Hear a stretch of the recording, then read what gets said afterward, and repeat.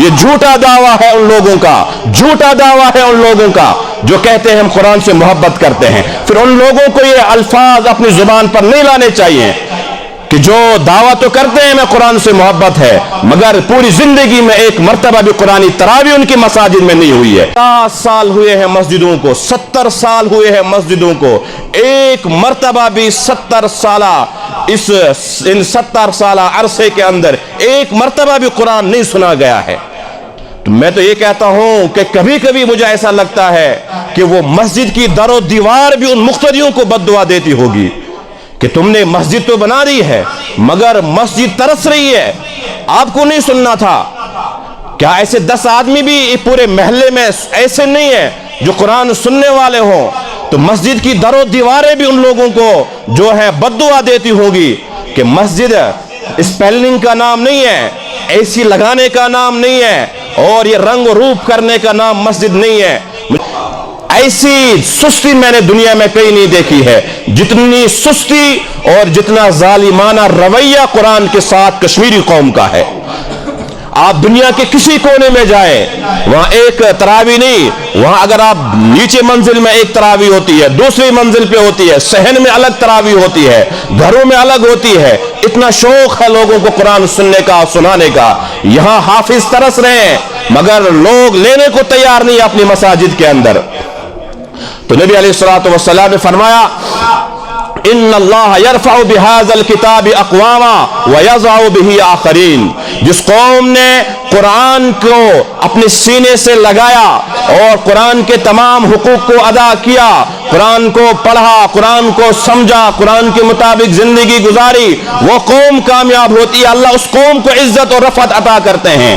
مگر جو قوم سرے سے ہی قرآن دیکھنا بھی گوارا نہیں کرتی، اور رمضان اب آ رہا ہے تو اب کشمکش ہوگی ہر مسجد میں، اور ہر مسجد میں کمیٹیاں بیٹھ گئی ہوں گی کہ ہمیں قرآن چاہیے یا نہیں چاہیے۔ میں تو کہتا ہوں ان لوگوں کو پرہیز کرنا چاہیے، لوگوں کو اس میٹنگ میں جانے سے جس میٹنگ میں بات اس چیز پر ہوتی ہو کہ ہمیں قرآن سننا ہے یا ہمیں علم ترا سے پڑھنا ہے۔ پھر دلیل دیں گے کہ علم ترا بھی قرآن ہے، یقیناً قرآن ہے، مگر پورا قرآن نہیں ہے۔ سنت سے لوگ محروم رہتے ہیں اور عرص گزر جاتے ہیں کہ یہ قوم جو ہے 50 سال 70 سال 80 سال ہو گئے ہیں اور ان کی ہماری مسجدوں میں قرآنی تراویح نہیں ہوا کرتی ہے۔ لوگ ہمارا مذاق بناتے ہیں جب باہر کے سفراء حضرات علماء آتے ہیں اور دیکھتے ہیں ہٹے کٹے لوگ ہیں، نوجوان ہیں، اور بڑی شاندار مسجدیں ہیں، جامع مسجدیں ہیں، مگر وہاں علم ترا سے قرآن پڑھا جاتا ہے، تراویح پڑھی جاتی ہے۔ وہ علماء سے شکایتیں کرتے ہیں آپ کو کیا ہو گیا